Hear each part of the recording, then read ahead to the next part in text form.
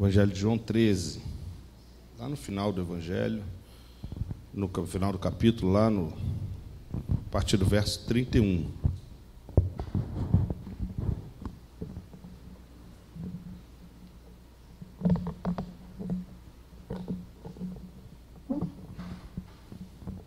Todos abriram, amém? Evangelho de João, capítulo 13, a partir do verso 31, diz assim a palavra do Senhor. Quando ele saiu, disse Jesus: agora foi glorificado o Filho do Homem, e Deus foi glorificado nele. Se Deus foi glorificado nele, também Deus o glorificará nele mesmo, e glorificá-lo-á imediatamente.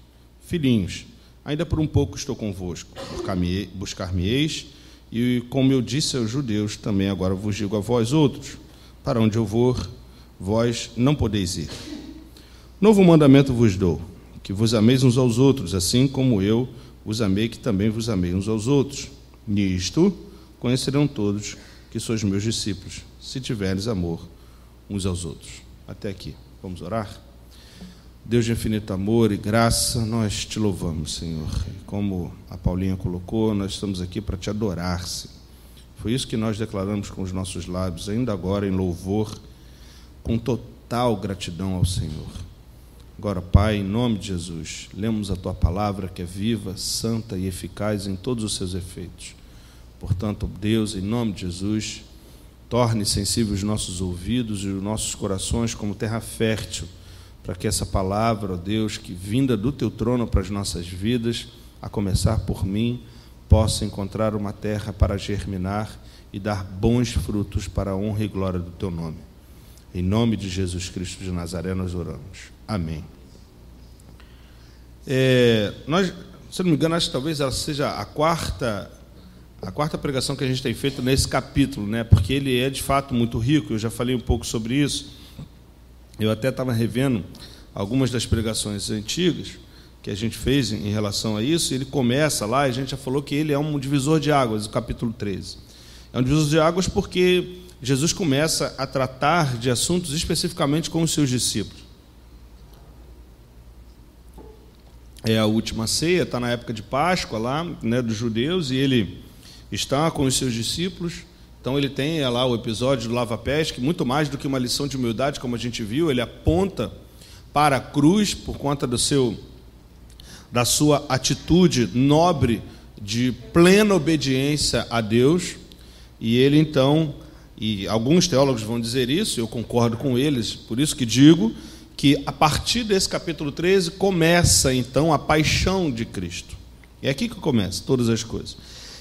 E depois desse exemplo que Jesus dá, e essa parábola, como alguns vão dizer, a parábola do lava-pés, que embora ele não tenha feito nenhuma menção através de algumas palavras, como normalmente ele fazia, ele fez através de uma ação essa parábola, e ele então, a partir disso, é como se, através daquele ato, aquela igreja, como a gente falou, e esse é o sentido que a gente precisa ter daqui para frente, que esses 12 que compõem o nascedouro dessa igreja messiânica são santificados através dessa lavagem de seus pés. Ele vai dizer sobre isso um pouquinho lá, lembre-se um pouquinho do que a gente já falou sobre isso, né? E principalmente quando Pedro fala assim, então não precisa mais lavar meu pé, então você lava meu corpo inteiro. Ele falou assim, não, calma aí. Todos já estão lavados, e de alguma maneira o que Jesus queria dizer é que todos estavam santificados, menos um. E aí, obviamente, ele ali já fala, olha, alguém vai me trair dentro desses 12, dessa galera que está aqui, mas são só 12, e de fato. E um trai, e ele fala sobre isso, e aí tem aquele diálogo entre Pedro e supostamente João, a quem ele amava, né? Isso porque no final do Evangelho João vai dizer que o discípulo amado é aquele que escreve. E então João pergunta para ele, e aí, quem é que vai trair? Aí Jesus vai falar assim, aquele que eu der o pão. E aí ele parte o pão, molha, né? Como alguns evangelhos vão dizer, molha, dá para Judas, e Judas então come o pão. E aí Jesus fala para Judas, olha, vai e faz logo o que você tem que fazer, cara, vai embora. E a palavra diz que Satanás entra no coração dele. Jesus já sabia dessas coisas, era óbvio, e aí, então ele sai e cumpre o seu plano. E aí é nesse momento que nós lemos. Principalmente o primeiro versículo que a gente viu, quando ele saiu, esse ele é Judas. Então, quando Judas sai, Jesus dá uma declaração fantástica para eles e fala assim: olha, agora foi glorificado o Filho do Homem, Deus foi glorificado nele. Quando a gente vai olhar essa expressão à luz veterotestamentária, isto é, no Antigo Testamento, essa expressão Filho do Homem, ela sempre vem, de alguma maneira, principalmente no livro de Daniel, capítulo 7, sempre vem com a perspectiva da glorificação desse ser. Ser esse que nós sabemos muito bem que desde a eternidade é o próprio Cristo, e ele toma partido disso, falando que ele mesmo é o Filho do Homem. Então, Jesus já está dizendo e já corroborando com o discurso anterior, que ele já começa, e agora, como a gente falou, começa no capítulo 13, isso é um longo discurso até a sua revelação, o ápice da sua autorrevelação na cruz do Calvário, diferentemente de tudo que ele fez até o capítulo 12, que ele fazia um sinal e explicava, agora ele explica muito para fazer um só sinal esse que é a morte e ressurreição, principalmente a sua ressurreição. E é desse episódio que a gente vai chamar de o início da sua glorificação, na realidade, quando os dois estados de Jesus, né, o estado de humilhação e seu estado de glorificação. Eu falei um pouco sobre isso no domingo passado por conta da Páscoa. Essa ressurreição é o primeiro passo desse segundo estado de Jesus, agora então já glorificado. Jesus está dizendo exatamente sobre isso, mas tentemos entrar, e foi esse o exercício que eu fiz, e não foi fácil, mas eu acho que eu consegui, porque ele muito me tocou, e eu fiquei muito consternado quando eu ouvi sobre isso.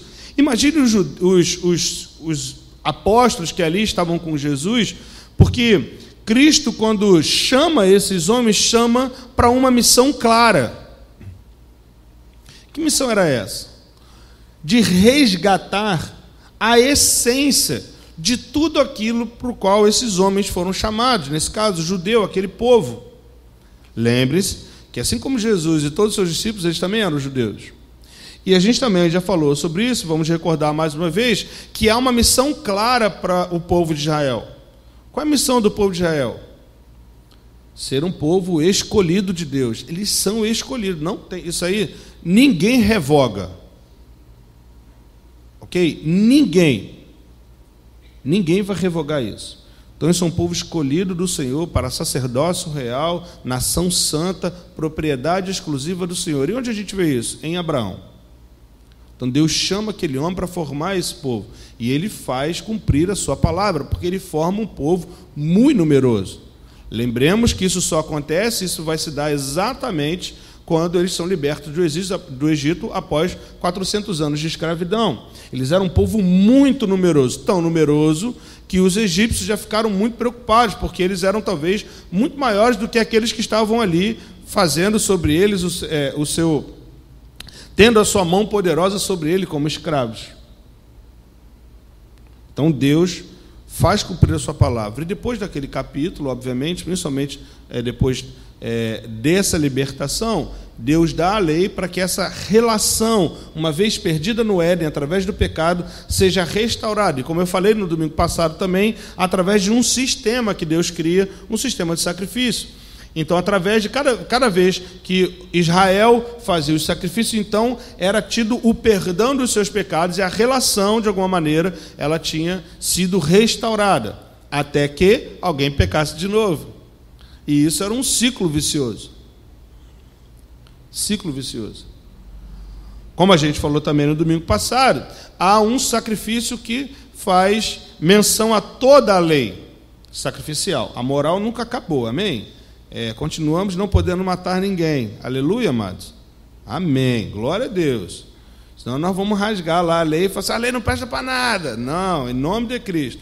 Cristo cumpriu cabalmente a lei. Então há algo de especial na lei. Senão Cristo, obviamente, ele não cumpriria a lei. Aquilo que não dizia respeito à lei, ele repugnou todas as coisas de forma veemente, inclusive a venda dos animais para o sacrifício. Lembre-se disso, ele entrou lá no templo e expulsou todo mundo. Em nome de Jesus, a lei, ela tem o seu valor. Ela não é e aí o apóstolo Paulo é muito sábio em suas palavras, ela não é em si, não foi por conta do pecado de Israel, ela não, de certa forma, ela não é total, ela não é plena, mas ela tem o seu valor. Só que a lei sacrificial, por conta desse ciclo vicioso do pecado, ela é extinta por esse momento em que a gente vai ver lá na frente. A gente falou sobre ele e fizemos menção dele no domingo passado por conta da Páscoa, que é a morte e ressurreição de Cristo, porque ele se oferece como um cordeiro que tira o pecado do mundo de uma vez por todas. Então essa consciência está na cabeça desses homens também, só que não de forma plena, porque para nós hoje, eu tenho insistido nesse assunto, nós sabemos o final da história, eles não. Então a chamada de Jesus para esses homens é de uma nova libertação. Agora não mais do jugo egípcio, de todos os outros que estiveram, dos assírios e babilônicos, mas agora também do jugo romano. E essa é a expectativa messiânica em relação a Cristo, principalmente para esses 12 que entenderam essa libertação dessa forma. Só que Jesus está falando assim, não, o reino é outro. Lembre-se que a primeira pregação de Jesus é qual? Arrependei-vos, porque é chegado o reino de Deus. E o reino de Deus não diz exatamente, necessariamente, a libertação do povo romano, embora fosse essa a expectativa dos judeus, que ele viria com todo o seu poder bélico, político, de forma a livrá-los novamente do jugo. E então isso seria uma nação totalmente, e aí esse é o grande problema, uma nação independente. Porque, na realidade, a essência de Israel, qual é o seu chamado? Para que todas as famílias sejam benditas através deles. Só que eles entenderam que todas as coisas deveriam ser benditas neles mesmos. Então, ao invés deles terem uma posição missionária, a visão de dentro para fora, eles olharam de dentro para dentro. E aí criaram aquilo ali e falaram assim, não, Deus é só nosso, não é de mais ninguém. A bênção é nossa, vai ser compartilhada com ninguém mais. Não. Israel não era o fim das bênçãos, mas sim um meio para que toda a criação fosse restaurada na sua relação. Porque todos aqueles que não faziam exatamente o que Israel fazia estavam fora da relação divina. Porque só através do sacrifício é que nós podemos entrar na presença de Deus. Amém, amados? Está claro isso? Isso fica muito mais claro para nós que sabemos que esse sacrifício em Cristo, ele é satisfeito por completo em Deus. E é por isso que nós falamos que somente através de Cristo nós podemos entrar na presença do Pai. Porque Ele próprio falou. A gente vai ver um pouquinho para frente, onde Ele vai dizer que Ele é o caminho, a verdade e a vida. E esses homens olham e veem esse tipo de expectativa, não entendem isso. Mas vejam a perspectiva de Jesus. Talvez Jesus devesse, e fosse um de nós, talvez agiríamos dessa maneira, eu talvez agisse dessa forma, que quando Judas sai, Jesus sabe exatamente o que vai acontecer. Qual é que vai acontecer? Ele vai ser preso, açoitado e morto. Alguém falaria que Deus seria glorificado através disso? Algum de nós? Põe-se nesse lugar agora. Imagine-se. Vamos falar aqui. Carol, ó, tem um jeito aí. Falemos uma heresia, né? O sacrifício de Jesus não foi suficiente. Deus me perdoe, não cai um raio em mim. Mas Carol precisa se sacrificar agora. Aí nós vamos aqui, aí você, tá? Aí Felipe vai trair Carol, com todo carinho, amor, né? Vamos comer um pedaço de pão lá, molhou, e Felipe vai sair aqui e vai chamar todo mundo para matar Carol. Como é que Carol vai se sentir? Porque ela vai ser presa, açoitada e morta. Aí Cristo, eu particularmente, acho que Carol também, né? Obviamente, Carol está rindo ali, eu ficaria desesperado. Porque para o judeu tem essa conotação, o bem maior de todas as coisas, e o mundo não entende isso, nós temos essa compreensão, é a vida. Por que a vida? Porque é ela quem vai, de fato, deixar claro a glória de Deus através de nós. Porque sem vida, o que a gente pode, de que forma glorificaremos a Deus? Não tem mais nada. Porque só se glorifica a Deus através de ações. Ações da nossa própria vida. Uma vez que a gente não a tem para o mundo, né? Porque Cristo vai inverter isso, vai dizer assim, aquele que perde a sua vida, vai ganhar. Mas aquele que ganha a vida, aqui, que ele está dizendo é isso, perdê-la. Então veja a cabeça desses homens. E Jesus vai dizer assim, olha, agora foi glorificado o Filho do Homem. Assim, aí o cara deve pensar, como? Esse cara está maluco, velho. Como? Como é ter glória diante de um futuro tão próximo e trágico desse, de perder a sua própria vida? Isso para Cristo vai nos deixar claro, obviamente, porque isso era fundamentalmente o motivo pelo qual ele encarnou. Não há outro motivo. Qual é o motivo de Jesus, de Deus encarnar em Jesus? Morrer. Não tinha outro.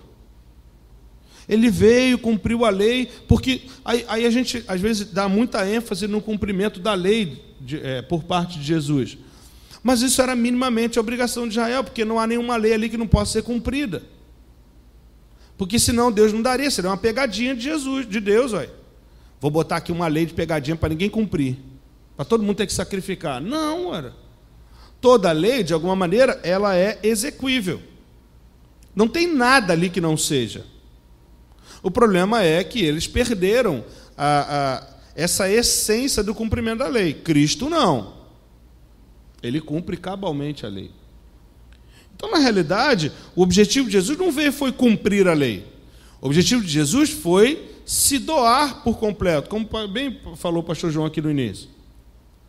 O seu objetivo era morrer como um sacrifício vivo e eficaz para a remissão de pecados de todos nós. Então é por isso que Jesus vai se alegrar de alguma maneira, diz assim, agora Deus foi glorificado. E Deus é glorificado no Filho do Homem porque ele obedientemente levou a cabo o plano de Deus para a vida dele. Porque o plano de Jesus, de alguma maneira, como homem, 100% homem, lá no Jardim de Getsêmani, a gente vai ler daqui a alguns poucos capítulos na frente, ele pede a Deus e ora 3 vezes, Deus, se possível, passe-me esse cálice. E que cálice que ele está dizendo? O cálice da morte. Obviamente. Mas era necessário que esse homem fosse morto para que Deus fosse glorificado nele. Parece que às vezes a gente perde um pouco dessa noção e aí a gente traz a vida de Jesus muito por uma questão, literalmente, de ações moralmente aceitáveis, de uma ética. Não. A moral e a ética do reino não tem nada a ver com a moral e a ética que a gente tem aprendido no mundo. Ela suplanta todas as coisas. Porque a moral e a ética do reino é contrária à moral e à ética do mundo. Porque a ética do mundo é se prevalecer, de alguma maneira. Essa é a moral que hoje o mundo prega. E diante do reino, quando olhamos as ações de Jesus, ele sendo a própria anunciação desse reino de forma plena, total nele, na sua pessoa, a gente enxerga que não é benefício próprio, muito pelo contrário. O benefício é de outros, e muitos outros, como nós. Então essa glorificação está intrinsecamente ligada e exatamente a isso. De que a partir do seu sacrifício, e ele já está falando sobre a sua paixão, obviamente, ele já preparando os discípulos para esse momento, é o ápice da sua autorrevelação como um ser divino, todo-poderoso, que por conta do seu sangue vertido naquela cruz até a última gota, é que nós podemos dizer que somos salvos pela graça, porque não há mérito nenhum nas nossas ações e o único mérito é de Cristo, o Senhor de todos nós, porque Ele foi glorificado e naquele momento, de forma imediata, porque para Ele não há tempo, Ele não está preso, Deus não está preso na linha do tempo, Ele é atemporal e o seu plano vai rumando exatamente para onde Ele queria que fosse. A lógica de Cristo é totalmente contrária. Ele, quando vê um momento desse tão desesperador como para a gente poderia ser, ele vai dizer que isso é maravilhoso. Porque, de fato, ver a glória de Deus deve ser uma coisa fantástica.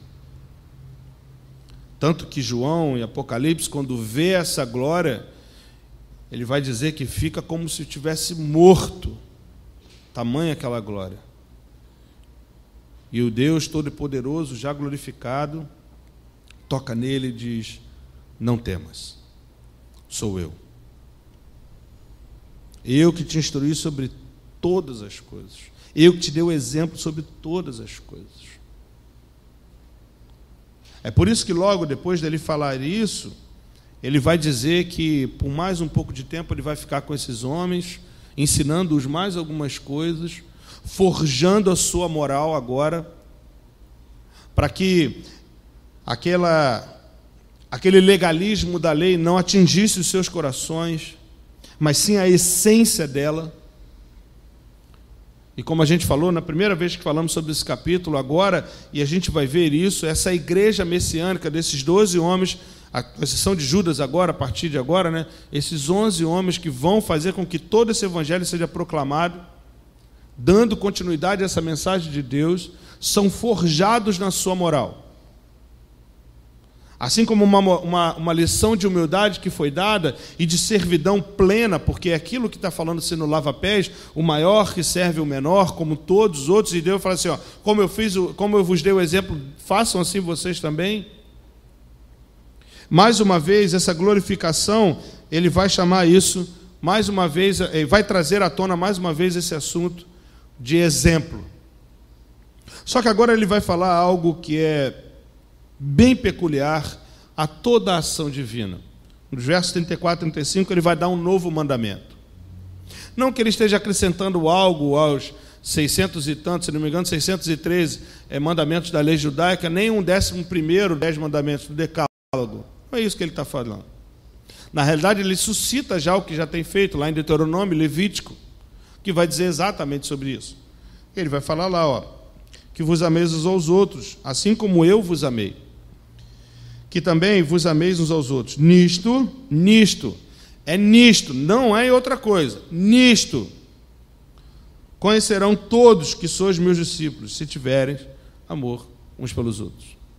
E aí, falar de amor, essa palavra que no grego vai estar aqui como ágape, e a gente sabe que esse amor ágape é esse amor incondicional de Deus para com os homens e o esforço do homem para com Deus de amá-lo também da mesma forma.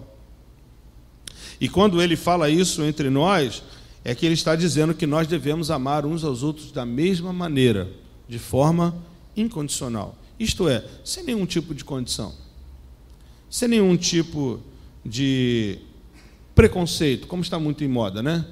Falamos muito de preconceito, mas a gente nem sabe bem o que é preconceito.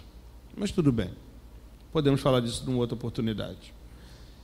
Essa é a maior incumbência dos discípulos de Jesus.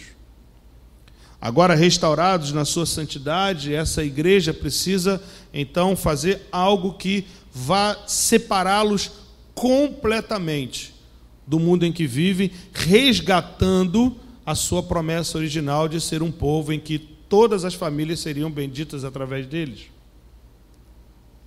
Agora não mais como Israel, simplesmente, mas a igreja que herda isso através da renúncia de Israel pelo seu Messias.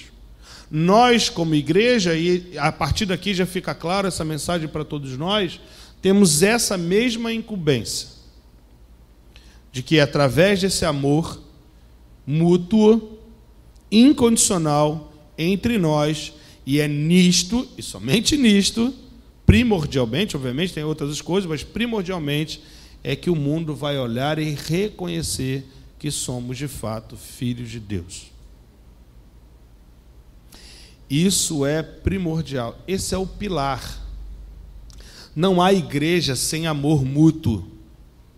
Se você veio aqui sem que você minimamente ame alguém com quem você se relacione dessa igreja, você veio aqui com outra perspectiva, com outra expectativa, para se nutrir de algo, como se isso fosse um supermercado espiritual, e você viesse consumir um produto, para que a sua semana seja fortalecida, me perdoe, em nome de Jesus, eu falo com todo carinho, porém uma palavra dura, você está no lugar errado.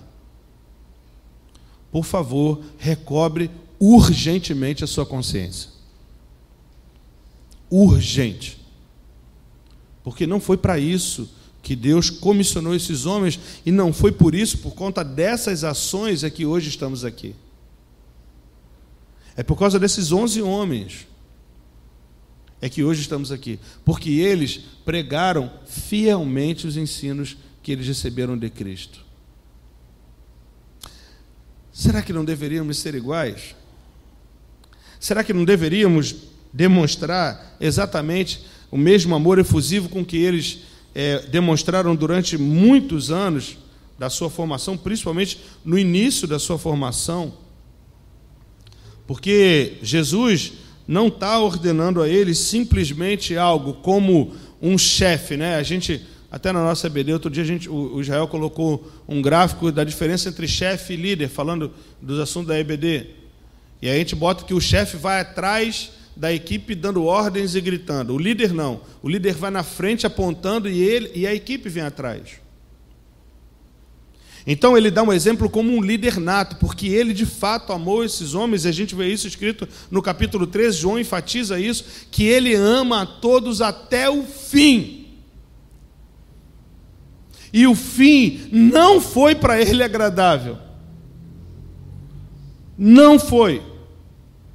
Porque mesmo sendo Deus, ele não usurpou ser a Deus, e se esvaziou, se fazendo como um homem, como cada um de nós, e morreu assim, como um homem, sofrendo todas as coisas. Ou vocês acham que não foi doloroso? Lógico que foi, mas foi por amor. Que amor é esse? Ah, mas esse amor é inconcebível. Não, ele nos deu o exemplo. E está dizendo para nós, da mesma maneira que eu vos amei, amem uns aos outros. Por que que a gente não faz isso? Por que que as igrejas hoje viraram um antro de discussão de coisas que não dizem nada a respeito do reino? Porque nós não queremos viver de fato o reino. Não queremos o reino de Deus. Queremos usufruir do reino, como homens e mulheres que só querem consumir algo como se fosse um produto numa prateleira. Aqui não é um restaurante onde você indica alguém que fala assim, lá tem um bom bife. E esse bife pode ser o louvor. Aí você vai dizer assim, mas não senta na mesa do canto não, porque lá o ar-condicionado esfria a comida. Isso não é um restaurante. Aqui a gente aprende a morrer um pelos outros. Que esse é o exemplo. Foi para isso que ele nos chamou.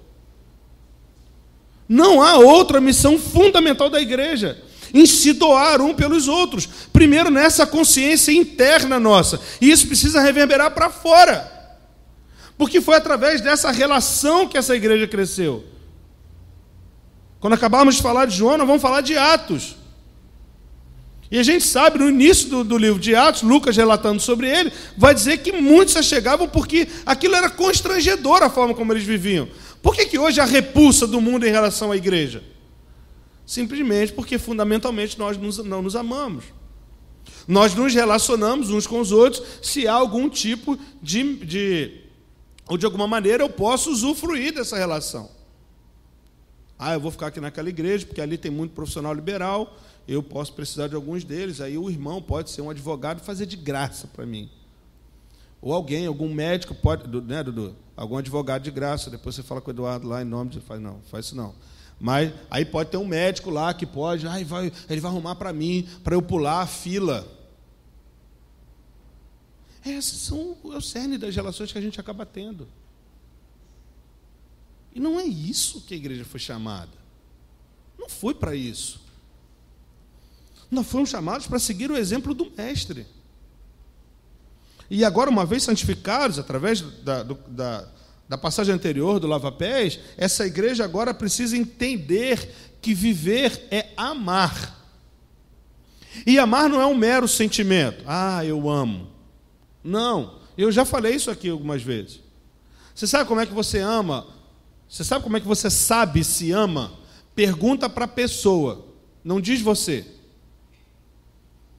Então eu não digo que amo Jaqueline, eu pergunto a ela se a amo. E aí, eu te amo? É ela quem vai dizer. Porque são as minhas ações em relação a ela que vai dizer se eu de fato a amo ou não. Porque eu já disse isso aqui. Uma vez um homem preso, acusado de agredir sua esposa, e o delegado, quando foi interrogado, falou assim: cara, por que você bate? Porque ele falou assim: porque eu a amo. Porque ele ouviu, desde criança, seu pai alcoólatra, batendo na sua mãe, bêbado, e ele dizendo que amava a mãe dele. E ele cresceu com aquilo, falando assim: agora eu bato nela, porque o amor que eu conheço é batendo na mulher. E a gente está impregnado dessas coisas. A igreja está impregnada dessas coisas. Porque esquecemos o que é amar e nos relacionamos por qualquer coisa. Por qualquer tipo de benefício. Aí viramos uma troca. Aí tem um escambo entre nós. Fala assim: então, eu sou advogado, você é médico, então você vai me curar e eu vou advogar de graça para você. Não, cara. Você vai fazer por amor. E aí você não vai esperar alguém chegar perto de você e dizer que tem a necessidade. Você vai ao encontro do necessitado. Por isso que a igreja precisa ser para fora. Porque nós vamos ao encontro daqueles que estão mortos, como um dia nós tivemos, para que eles ouçam a voz do Espírito e sejam ressurretos com Cristo. Porque essa é a missão da igreja. Essa é a missão de Deus para a igreja. De falar essencialmente disso, que Deus nos ama incondicionalmente, porque Ele deu seu Filho unigênito para que todo aquele que nele creia tenha vida e vida eterna. Texto áureo da Bíblia, João 3,16. Nisto consiste que todos vão nos conhecer. Fundamentalmente é isso. Então esse amor incondicional, ágape, faz com que nós nos diferenciemos de todas as pessoas desse mundo. Todas. Não há ninguém nesse mundo que, se não amar, nenhuma igreja, nenhum crente nesse mundo que, se não amar, vai ser reconhecido como discípulo de Cristo. Não é pela muita teologia, pelos muitos estudos, não será pelo conhecimento, não será pelos dons, não será pelos dons. Lembre-se das palavras duras de Cristo. Daquele grande dia, muitos chegarão para ele e falarão: Senhor, mas nós curamos em teu nome, profetizamos em teu nome, e ele vai dizer que não os conhece. Mas aqueles que amam, ele vai dizer algo diferente. Aleluia. Entra no gozo do teu Senhor. Aquele que for fiel até o fim, em amor, primariamente, receberá a coroa da vida. Não que a nossa relação seja de troca, porque não é isso. Porque quando nós entendemos isso, e esses homens vão entender isso lá na frente, é constrangedor não falar sobre isso. Vejam a vida de Paulo. Um homem que zelou pela lei de forma absurda, mas quando ele entendeu todas as coisas, como aquele homem se doou por amor. Não é à toa que ele é um personagem principal, um dos personagens principais. Obviamente a Bíblia é toda cristocêntrica, mas um principal escritor do Novo Testamento. Veja como é importante essa consciência. E ela precisa estar dentro de nós, porque quando a igreja não vive ela mesma como um povo de irmãos, no qual de fato as pessoas se amam, se suportam, se perdoam, se auxiliam e se corrigem, no qual as coisas acontecem de forma totalmente diferente do que no mundo, e o mundo não há esse tipo de coisa, então a sua palavra evangelística fica sem força, sendo permanentemente refutada pela realidade deplorável da igreja. Inversamente, porém, a vida de uma comunhão humana em amor, alegria, paciência, amabilidade, bondade e brandura representa por si mesma uma poderosa evangelização. Basta que vivamos isso. Basta que vivamos isso. E todas essas coisas viram, de fato, um poder muito grande de evangelização, porque um testemunho eficaz para dentro do mundo que em suas aflições anseia por comunhão autêntica, Numa igreja dessas, torna-se visível que Jesus é verdadeiramente um libertador e o que ele é capaz de realizar como libertador. Nisto, conhecerão todos que sois meus discípulos, se tiveres amor uns pelos outros. Tem um homem que a gente chama de o pai da igreja. Quando ele vai falar sobre essa parte, ele comentando, o nome dele é Tertuliano. Quintus Sétimos, aí tem um nome que eu não lembro dele, Tertuliano. Esse homem é um dos pais da igreja, um dos primeiros teólogos da igreja cristã, e viveu no século II, entre 160 e 220, né, segundo e terceiro. Esse homem, quando ele escreve, 100 anos depois desse evangelho ser escrito, ele vai dizer que na verdade ele relata que no início dessa igreja, no tempo dele já, inclusive, com 100 anos depois do evangelho, alguns pagãos davam testemunho daquela vida da igreja. E os homens diziam que, olha só, vejam como eles se amam. Olha o testemunho de quem estava fora da igreja. Vejam como eles se amam. Como estão prontos a morrer uns pelos outros. Isso é um testemunho pagão. Não é de crente.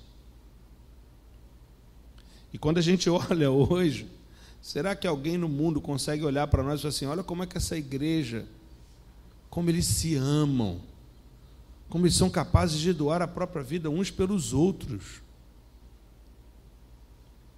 É duro ouvir isso, irmãos, eu sei. Foi duro para mim ouvir isso da parte de Deus, porque foi isso que Ele falou no meu coração.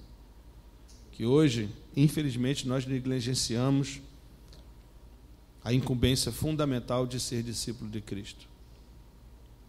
Nós não sabemos amar uns aos outros. Mas nada está perdido. Há uma esperança. Aleluia. Porque o nosso Deus está vivo. Vivo e atuante. Ele não está sentado, engordando, ficando um velho, gordo, senil, com barba branca, tipo eu, cabelo com a careca, né? De lá de cima dá para ver pior. Já pedi para Miguel descer essa câmera, pelo amor de Deus, que aí fica um negócio aqui certinho. Não, ele não está como eu. Ele está vivo, forte, operante, cheio de vida, dando vida ainda. Aleluia. Ele deu sua vida terrena e agora Ele nos dá a sua vida espiritual por completo, nos trazendo entendimento, força, para que hoje nós possamos amar uns aos outros. Esse é o desafio. Que nos desafiemos como homens e mulheres que declaram ser discípulos de Cristo, pois esse é a nossa missão como igreja. Seguir e copiar o Mestre em todas as suas ações. Então, se Ele foi capaz de se doar por nós, sejamos nós também capazes de se doar uns pelos outros. Pois é nisso que seremos conhecidos como seus discípulos verdadeiros e fiéis. Vamos orar?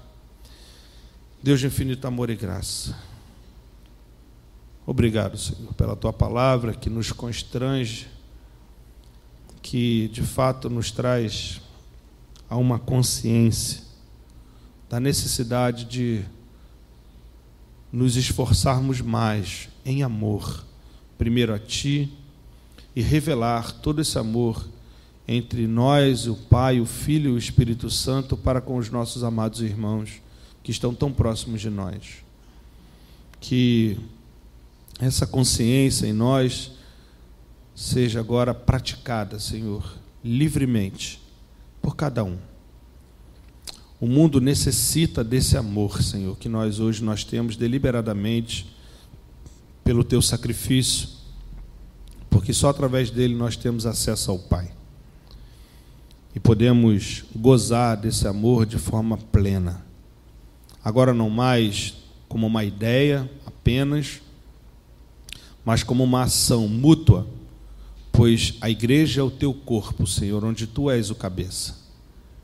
Então que amemos mais uns aos outros, aos nossos irmãos, que